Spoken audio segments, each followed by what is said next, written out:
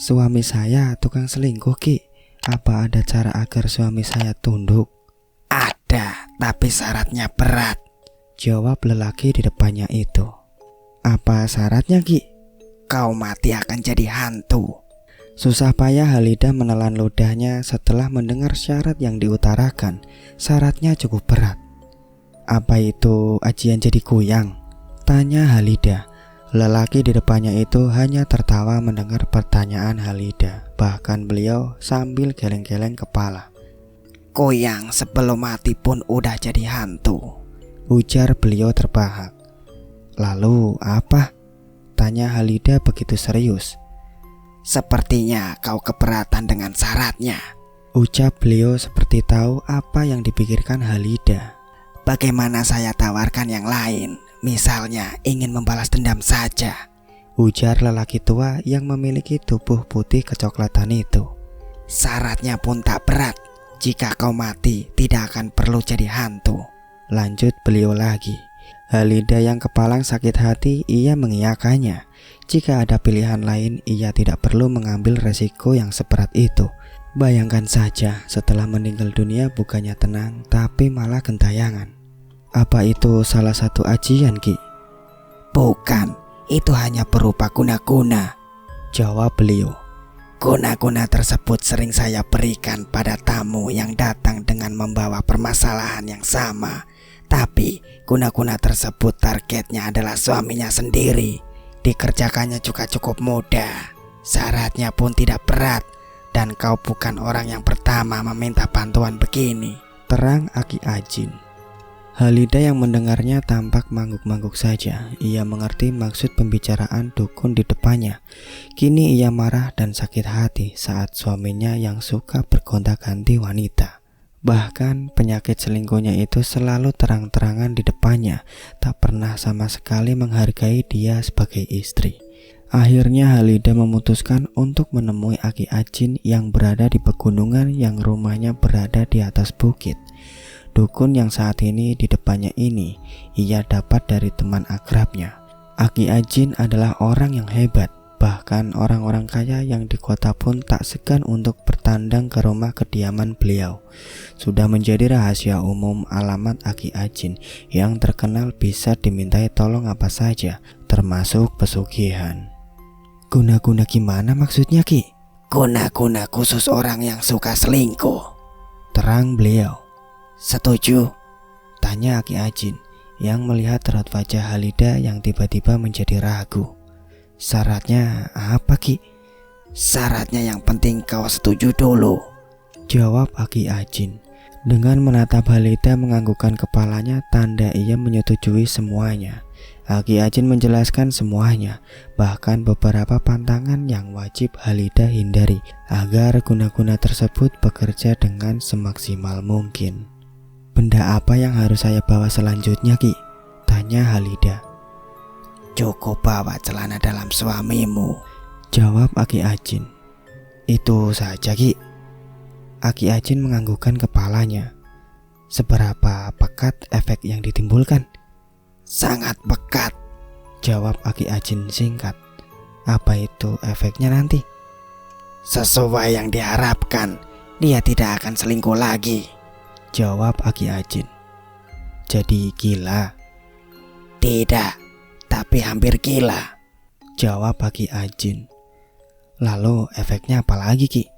Tanya Halidah lagi karena geram dukun di depannya kini terlalu bertele-tele dan mengulur-ngulur waktu. Ditambah lagi, Aki Ajin selalu memperhatikannya terus-menerus sambil tersenyum mengelus jenggot putihnya. Lihat aja nanti, kata Aki Ajin. Saya gak mau jika efek yang ditimbulkan tidak pasti, ungkap Halidah. Ya sudah, saya kasih tahu, ujar beliau. Halidah terdiam sembari menunggu jawaban Aki Ajin yang kini sedang menyalakan rokoknya. Apa, Ki? Cepat beritahu saya mau pulang, desak Halidah. Aki Ajin terdiam sesaat sembari menghembuskan asap rokok beliau. Lalu beliau tersenyum sembari berkata, ada beberapa efeknya nanti, tapi salah satu efek yang ditimbulkan burungnya akan layu, jawab Aki Ajin. Halida menelan ludahnya sendiri. Jika dibayangkan, mungkin itu adalah sangat berakibat fatal bagi suaminya. Namun ia sudah setuju atas semuanya, hanya tinggal merencanakan dan mengerjakan semuanya jika semua syarat sudah dipenuhi. Namun ada pikiran lain yang menguasai kepalanya. Halida adalah perempuan normal. Ia masih memiliki nafsu yang tinggi. Bahkan beliau berpikir jika punya suami layu, yang rugi bukan hanya suaminya, namun juga dirinya yang tak terpuaskan. Efeknya ngeri juga ya Ki, ucap Halida. Aki Ajin mangguk-mangguk saja sambil mengelus-ngelus jenggot putih beliau. Setuju tidak? Tanya Aki Ajin. Baik Ki, saya setuju, jawab Halida. Karena dipikir-pikir ia ingin memberikan efek jerah pada suaminya. Sudah terlalu sakit rasa perih yang digoreskan sang suami. Bukan hanya selingkuh untuk bermain-main, namun juga selingkuh secara fisik. Suaminya sering bergonta-ganti pasangan. Tidak selingkuh hanya satu kali wanita, tapi ada banyak. Terakhir kali Halida ketahui suaminya selingkuh dengan teman lamanya, yaitu teman dekat Halida sewaktu dulu. Itu membuat Halida semakin sakit. Rencananya ia juga akan membalas dendam pada wanita itu, tapi niatnya ia urungkan. Percuma membalas dendam pada pelakor. Toh semuanya atas ulah sang suami yang doyan selingkuh. Baik Ki, sebelumnya terima kasih banyak. Berapa mahar yang harus saya bayar Ki? Tanya Halida. Sukarela saja, saya tidak meminta berapa, jawab Aki Ajin. Sukarela gimana maksudnya Ki? Bilang aja biar kita sama-sama enak Ki, ujar Halida. Lalu Aki Ajin menyebutkan nominal uang yang harus dibayar Halida. Tidak banyak yang dukun itu pinta, karena beliau sudah cukup kaya. Dalam artian masalah uang, beliau juga banyak memilikinya. Namun memberikan mahar sangat wajib, apalagi dalam hal masalah begini. Begitulah yang Halida ketahui. Halida ingin berpamitan pulang setelah cukup lama mengobrol dan membahas masalah guna-guna yang akan dikerjakan. Ia cukup mengambil celana dalam milik sang suami, lalu kembali datang ke tempat Aki Ajin untuk menyerahkan untuk dibacakan mantra sihir. Oh iya Ki, hanya perlu satu celana dalam saja kan? Tanya Halida. Iya, hanya satu, jawab Aki Ajin. Perempuan berusia 35 tahun itu langsung berpamitan pulang. Halida diantarkan oleh Aki Ajin keluar. Sudah malam, hati-hati di jalan, ujar Aki Ajin. Ini Ki, terima kasih banyak. Nanti saya akan kesini lagi, ujar Halida tersenyum ramah. Mungkin paling lambat minggu depan ya Ki, saya membawa barang yang dipinta, sambung Halida. Terserah saja, kapan yang kamu mau. Tapi jika ingin cepat, antar secepat mungkin, jawab Aki Ajin. Halida tersenyum, namun di dadanya ada rasa mengganjal. Entah kenapa ia seperti belum menyetujui 100% tentang guna-guna yang diberikan oleh Aki Ajin. Suaminya seorang laki-laki tampan dan gagah. Alasan itu yang membuat Halida masih bertahan sampai saat ini. Bukan itu saja, dia sebagai wanita normal begitu puas dan selalu diratukan jika urusan masalah ranjang. Dan itu adalah salah satu yang membuat Halida memiliki kesabaran tingkat tinggi. Kenapa melamun? Apa ada yang mau ditanyakan lagi? Tegur Aki Ajin. Halida terkesiap. Ia tak sadar jika ia sedang melamun dan memikirkan masalah tersebut. Tidak Ki, jawab Halida menggelengkan kepalanya.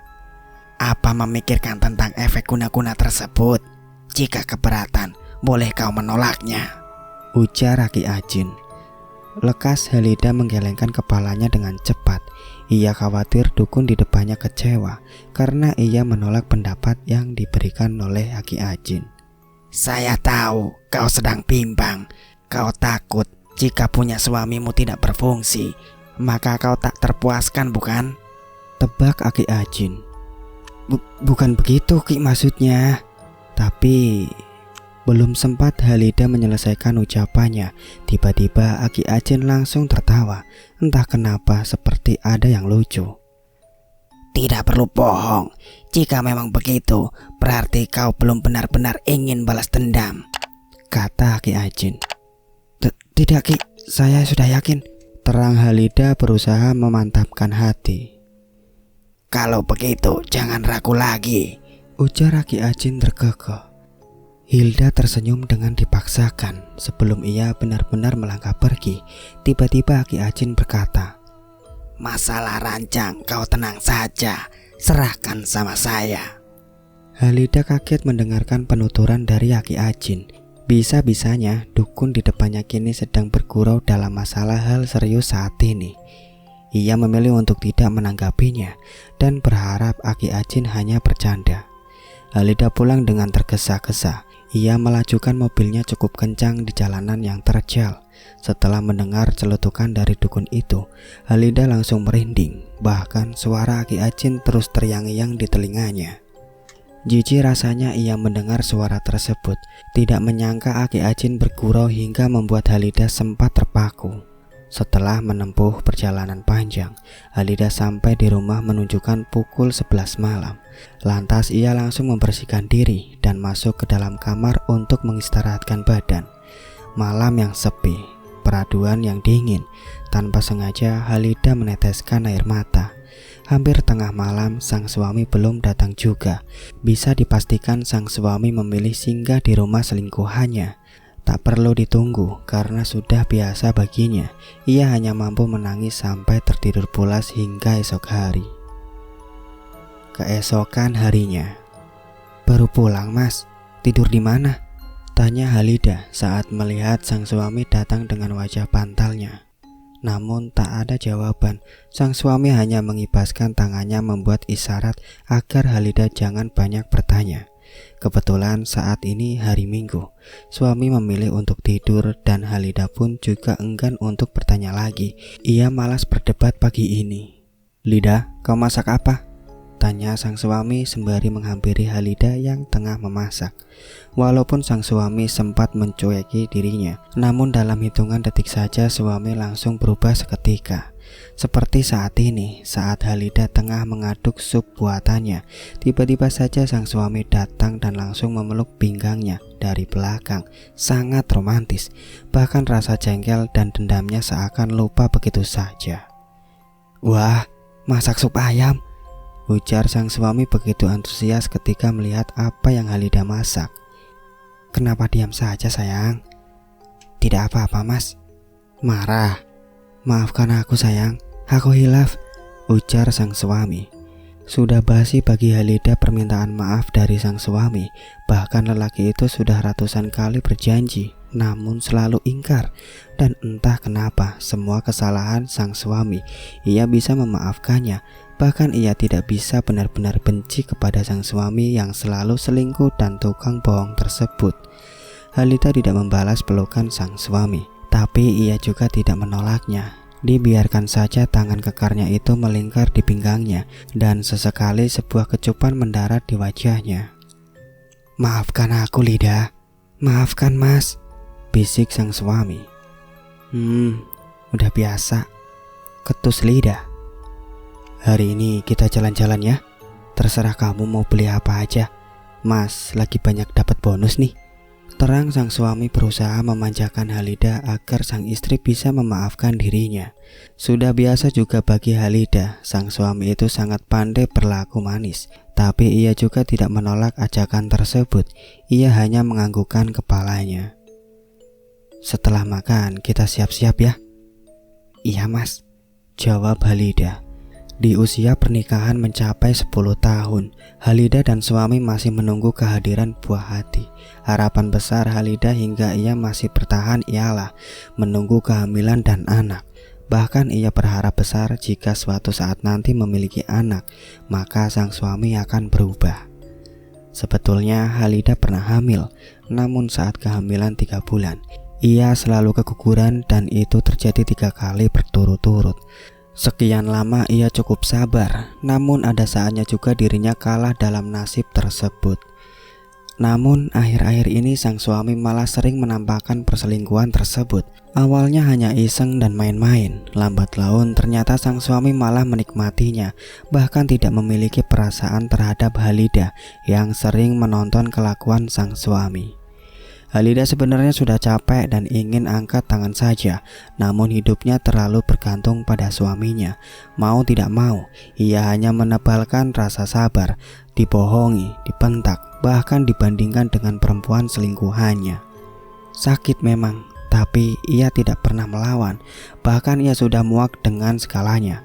Halida bukan hanya takut tak terpuaskan batinnya, namun hal yang paling ditakutkan ialah efek yang ditimbulkan berupa penyakit yang akan membuat sang suami tidak bisa bekerja. Hal itu yang membuat Halida menjadi ragu, ditambah dirinya tidak memiliki pengalaman kerja. 1 minggu kemudian, Halida membiarkan suaminya lembur yang kenyataannya hanya bermalam di tempat selingkuhannya. Persis di malam Jumat, Halida pergi dengan tergesa. Persyaratan yang dipinta sudah Halida bawa, berupa celana dalam, sisir rambut, dan kaos dalam milik suaminya. Mobil Halida melaju dengan kecepatan tinggi, membelah pekatnya malam. Dinginnya cuaca ditambah jalanan yang ia lewati ialah pegunungan yang masih alami. Rumah Ki Ajin persis di tanjakan. Rumah besar bak istana berdiri kokoh di antara gunung-gunung di pepohonan yang hijau. Siapa sangka rumah mewah di pegunungan tersebut ialah milik sang dukun hebat. Sangat dipercaya dan tidak diragukan lagi kemampuan beliau. Bahkan sudah menjadi rahasia umum bagi petinggi dan pejabat yang datang menginginkan sebuah jabatan tinggi atau dalam hal apapun. Silakan masuk, pinta Aki Ajin setelah lumayan lama Halida menunggu di luar. Halida menganggukkan kepalanya. Ia duduk di sofa mewah berwarna kuning keemasan, sangat empuk bahkan lembut. "Saya kesini ingin memberikan apa yang dipinta," ungkap Halida. "Oh, berarti sudah setuju, sudah siap." Halida menganggukkan kepalanya begitu yakin. "Tak perlu takut, efeknya hanya burungnya menjadi layu," terang Aki Ajin terkekeh. Halida berusaha menyungkingkan senyuman. Aki Ajin membuka bungkusan yang dibawa Halida, yaitu berupa barang-barang pribadi milik sang suami. Aki Ajin menatap Halida penuh arti sambil berkata, "Siapa nama suamimu?" Dengan lirih Halida menjawab, "Gunawan Hendra." Lalu Aki Ajin hanya menyebut nama tersebut beberapa kali, lalu ditiupkan beliau pada benda milik pribadi Gunawan. Lalu benda-benda tersebut dibungkus dengan kresek hitam dan dikembalikan kepada Halida. "Sudah Ki?" tanya Halida ragu, karena Aki Ajin tidak melakukan apa-apa selain membacakan mantra singkat. "Sudah," jawab Aki santai. "Kok cuman bentar Ki?" Aki Ajin yang seketika langsung tertawa sambil geleng-geleng kepala. Beliau tahu maksud dari pertanyaan dari Halida. Sudah biasa bagi Aki Ajin melihat ekspresi dari para tamu. "Memangnya mau berapa lama?" kekeh Aki Ajin sedikit menggoda. "Saya kira nanti akan sangat membutuhkan waktu lama Ki," terang Halida. "Tidak perlu, tapi hasil kerja saya nyata," jawab Aki Ajin terbahak. Halida menganggukkan kepalanya. Kali ini dukun di depannya memang benar-benar sakti. Tidak banyak bicara ataupun meminta syarat yang aneh-aneh. Bahkan di ruang tamu beliau pun tidak ada bau kemenyan atau dupa, apalagi bunga-bungaan. Semuanya bersih, bahkan mengeluarkan wangi yang begitu lembut. "Selanjutnya langsung dikerjakan ya Ki?" tanya Halida menatap Aki Ajin. "Iya, langsung jika sudah sampai ke rumah," jawab Aki Ajin. Beberapa saat Halida masih mengobrol dengan Aki Ajin. Lelaki tua di depannya, badannya tidak terlalu tinggi, dengan perawakan kurus. Tubuh Aki Ajin putih dengan bercak kecoklatan di tubuh beliau. Aki Ajin memiliki kepala hampir botak, namun masih ada beberapa helai rambut putih yang tipis di kepala beliau. "Ki, kapan saya harus kesini lagi Ki?" tanya Halida. "Jika sukses membuat suamimu cerah, boleh balik ke sini lagi," jawab Aki Ajin. "Baiklah Ki, Saat telah sampai di rumah, saya akan melakukan langsung, kata Halida. Apa perlu mengubur benda-benda tersebut, Ki? Tanya Halida lagi. Sisir dan kaos dalam disimpan saja, jawab Aki Ajin. Lalu hanya celana dalam yang ditanam di comberan? Tanya Halida. Iya, cukup jangan sampai ada orang yang melihat benda tersebut, terang Aki Ajin. Sampai kapan harus dibongkar, Ki? Atau selamanya ditanam? Tanya Halida lagi. Terserah kamu saja, jawab Aki Ajin. Halida menelan ludahnya. Ia bertekad hanya ingin membuat suaminya jerah saja. Lalu jika dirasakan sudah cukup, nanti ada saatnya ia membongkar kembali. Kalau tidak dibongkar untuk selamanya, apa berakibat fatal, Ki? Tanya Halida lagi. Tentu saja, tapi saya pastikan dia akan baik-baik saja. Dia masih bisa bekerja dalam keadaan sehat, terang Aki Ajin membuat Halida cukup lega. Hal yang takut dikhawatirkan Halida, ia takut suaminya malah lumpuh atau sakit-sakitan dan membuat jatuh miskin. Itu hal yang menakutkan bagi Halida. Belum apa-apa, sudah menanyakan tentang pembongkaran, ujar Aki Ajin. Bukan begitu maksudnya, Ki. Saya lebih memikirkan ke suatu hari nanti saja, jawab Halida membenarkan.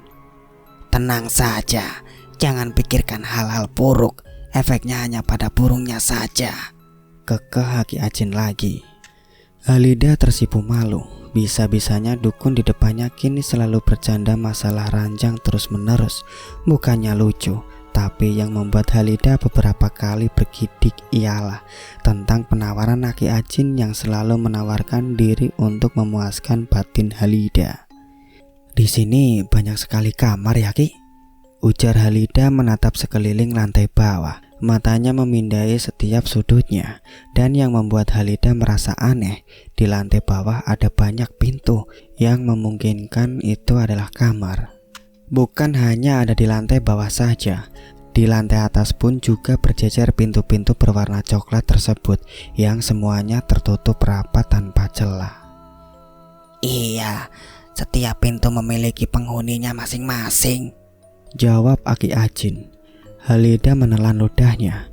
Tiba-tiba saja ia merasakan seluruh badannya menjadi merinding. Penglihatan Halida saat ini Aki Ajin lebih menyeramkan dari biasanya.